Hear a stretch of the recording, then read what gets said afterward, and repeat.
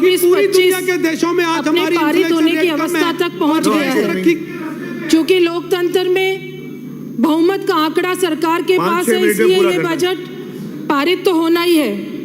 लेकिन मैं एक बात कहना चाहूंगी कि ये विधेयक पारित होने के बाद संचित निधि से भारी भरकम राशि सरकार को मिलेगी काम कराने के लिए।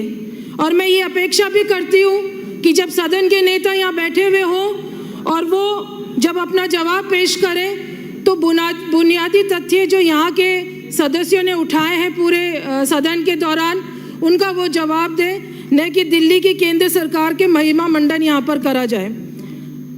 अध्यक्ष महोदय, राजकोषीय घाटे की मैं बात करूं, मैं कोई अर्थशास्त्री नहीं हूं, लेकिन एक आम आदमी की तरह बजट को किस ढंग से समझा जाता है उस पे मैं आना चाहूंगी।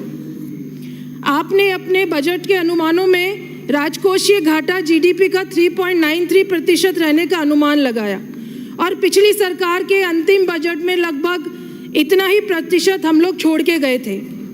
वर्तमान सरकार डबल इंजन का नारा देकर सत्ता में आई, इसके बावजूद राजकोषीय घाटे के कोई सुधार नहीं हो रहा है। आप केंद्रीय करों में राजस्थान का हिस्सा तो आपको मिल जाएगा, लेकिन अभी जो बजट आया था 23 तारीख को, हमें बहुत सुनने के बाद भी राजस्थान को कोई अनुदान नहीं मिला, न ERCP पे कोई राष्ट्रीय परियोजना घोषित करी, न किसी प्रकार का अनुदान लेकर आए। अध्यक्ष महोदय, एक सामान्य व्यक्ति भी ये समझ रखता है कि सरकार एक वर्ष में जितनी आय प्राप्त करती है, यदि उससे अधिक खर्च होता है तो राजकोषीय घाटा कहलाता है, फिस्कल डेफिशिएट। इस घाटे को पूरा करने के लिए लोन लेना पड़ता है और ऋण लेने से मुद्रा की मात्रा में वृद्धि होती है और मुद्रा की मात्रा में वृद्धि होती है तो मुद्रास्फीति बढ़ती है, जिससे महंगाई बढ़ती है और ये महंगाई आम जन को प्रभावित करती है। इस बजट अनुमान में राजकोषीय घाटा 3.93 बताया और वास्तव में अभी तो ये अनुमान है, ये तो पहले बजट का हाल है, आगे देखो होता है क्या। मैं बात करूंगी अध्यक्ष महोदय फिस्कल रिस्पॉन्सिबिलिटी और बजट मैनेजमेंट एक्ट के बारे में। 2003 में केंद्र में वाजपेयी सरकार थी, वो ये एक्ट के दायरे में दो बातें लेकर आए। एक तो राजकोषीय घाटे को जीडीपी का 3% से कम लाना और दूसरा राजस्व घाटे को क्रमबद्ध रूप में 0% तक पहुंचाना।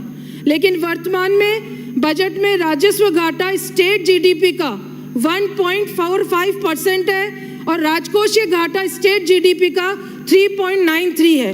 इन दोनों ही मानकों तक पहुंचने की ठोस रूपरेखा हमें बजट में कहीं नहीं दिखाई देती है। और एक तरफ आप राजकोषीय घाटे की बात करते हैं, राजकोषीय घाटे को नियंत्रण करने की बात बजट में करते हैं, लेकिन अध्यक्ष महोदय, यदि आपको लगता है कि वास्तव में सरकार सचेत है और राजकोषीय घाटे पर नियंत्रण है, तो क्यों नहीं आप आम जन को राहत पहुंचाने के लिए डीजल और पेट्रोल के अंदर वैट और कम कर सके। लेकिन एक बात कहूंगी, दिया जी के लिए बड़े होशियारी से उन्होंने बोला, दिखा के चॉकलेट और ललचा के चली गई। अध्यक्ष महोदय, मैंने माननीय वित्त मंत्री महोदया के बजट भाषण को बड़े ध्यान से सुना, विनियोग विधेयक को पढ़ा और 23 जुलाई को जो केंद्र का बजट आया उसको भी मैंने बहुत ध्यान से सुना। लेकिन राजस्थान को अगर कुछ मिलता तो हमारे विनियोग विधेयक का आकार बहुत बड़ा होता। लेकिन मुझे ये कहने में तनिक भी संकोच नहीं है कि केंद्र सरकार ने अपनी दो बैसाखियां हैं, उनको मजबूत करने, अपनी सरकार को बचाने के लिए सिर्फ बिहार और आंध्र प्रदेश को ही बजट दिया। और ये ऐसे मान लेते हैं कि राजस्थान के बजट को इसलिए भी नहीं दिया क्योंकि 11 सीटें हार गए हैं, तो उस हार का बदला लेने के लिए भी राजस्थान को कुछ नहीं दिया। मैं अध्यक्ष महोदय फिराक जलालपुरी के एक शेर के माध्यम से आपसे पूछना चाहती हूँ, क्योंकि अभी सदन के हमारे जो नेता हैं वो भी बोलेंगे, हम उनको सुनेंगे। और मुझे पता है, क्योंकि मोदी जी भी नेहरू जी को ब्लेम करते हैं कि नेहरू जी की वजह से नहीं हुआ, वही स्थिति राजस्थान के अंदर रहेगी। शेर है, तू इधर उधर की बात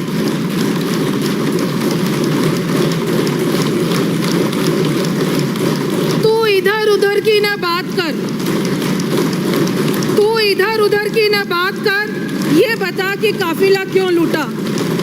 तू इधर उधर की बात न कर, ये बता कि काफिला क्यों लुटा, हमें रहजनों से गिला नहीं, ये तेरी रहबरी का सवाल है। अध्यक्ष महोदय, मैं आखिरी अपने एक यमुना जल डीपीआर के बिंदु पर आऊंगी, अपनी बात 2 मिनट में खत्म करूंगी। 1 मिनट, मेरे 5 मिनट एक वक्त और। माननीय वित्त मंत्री महोदय का ध्यान आपके माध्यम से उनके बजट भाषण के पृष्ठ संख्या 94 पे ले जाना चाहती हूँ।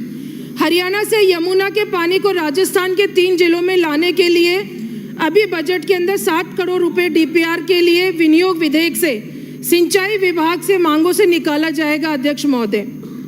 और जिस संचित निधि से इन 60 करोड़ रुपए की निकासी होगी, वो निधि के मालिक सरकार नहीं है, जनता है, जनता के टैक्स का पैसा है। और आपका एमओयू 17 फरवरी 2024 को हुआ हरियाणा और राजस्थान का।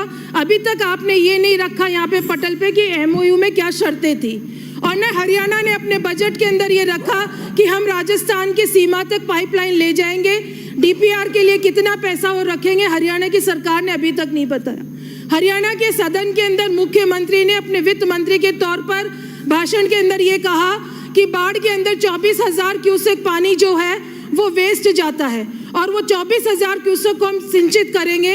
इसके लिए पहले दादर चरखी दादरी के अंदर, आपके भिवानी के अंदर पानी नहीं पहुंचेगा, पहले हरियाणा वो पानी काम में लेगी और उसके बाद राजस्थान के अंदर पानी भेजेंगे। माननीय अध्यक्ष महोदय, बहुत धन्यवाद, आपका धन्यवाद।